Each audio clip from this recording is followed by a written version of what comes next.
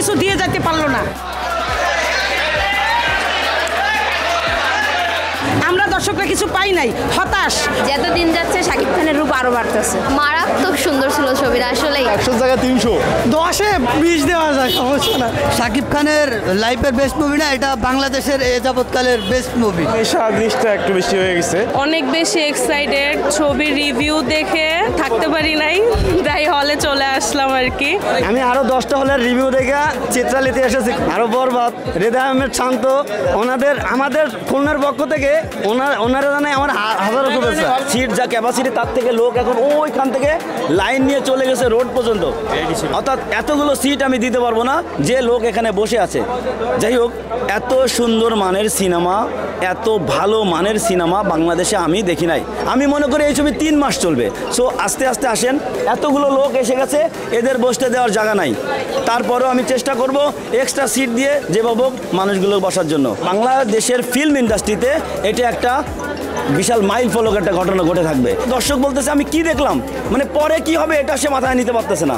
চুল পরিমাণ মানুষের কোনো নেগেটিভিটি নাই, একটা নেগেটিভিটি রিভিউ আমি পাইনি। মাত্র 4-5 দিনে আমার টাকা উঠে গেছে। এই দর্শক থামবে না, এটা আরও 2 মাস এইভাবে আসতে থাকবে এবং অনেক টাকা, হিউজ পরিমাণে অর্থ আমাদের প্রোডাকশন হাউস ফেরত পাবে। প্রথম দিন করে দেখে গেছি, খুব ভালো লাগছে, তার কারণে আর এক ফির আইসি দেখতে, খুব ভালো হয়েছে। শাকিব খান মানে হিট। আমরা আজকে 5 দিনের মাথায় আসছি, তা প্রচণ্ড ভিড়। আমরা 5 জন আসছি, আমার হাজব্যান্ড, বোনের হাজব্যান্ড আর আমার মেয়ে।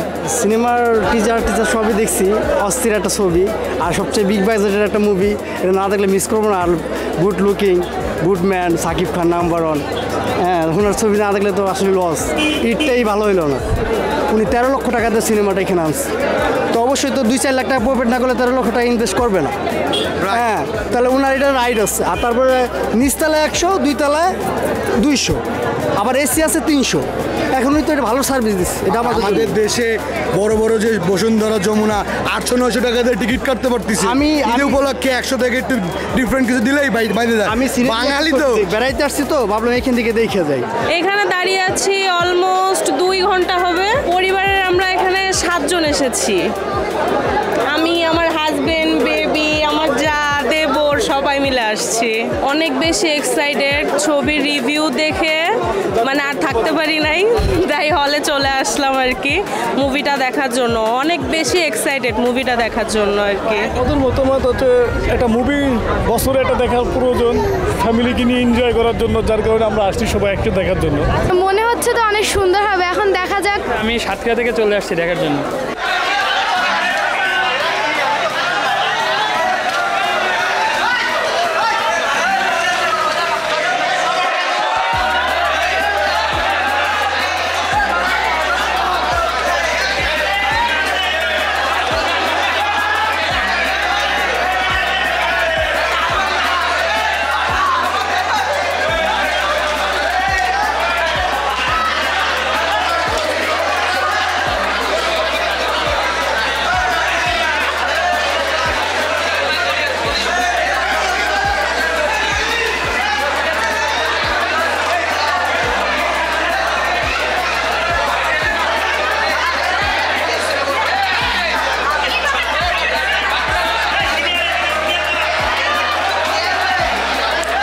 সত্যি খুব ভালো ছিল, প্রথম থেকে লাস্ট এন্ডিংটা একটু মানে ইমোশনালি ছিলাম। অস্থির ছবি, এর উপর কোনো ছবি হয় না বাংলাদেশে।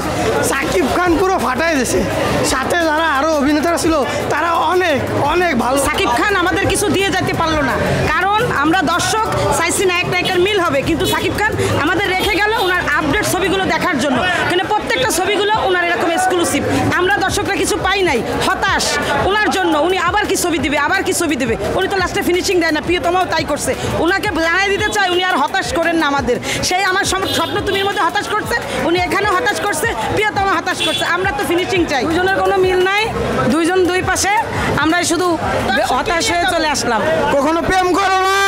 আমরা প্রথম অবস্থায় মনে করছিলাম যে সিনেমা হলে, মানে যেহেতু এই জায়গার পরিস্থিতির উপরে সিনেমা হলে তো এখন লোক হয় না, কিন্তু এই মানে 10-15 বছরের ভিতরে এই হলে এই প্রথম দেখলাম আর কি এত লোক। হ্যাঁ, আর আর এই শাকিব খান এই হৌরের পুতে যে এত সুন্দর অভিনয় করবে এটা কল্পনার বাইরে।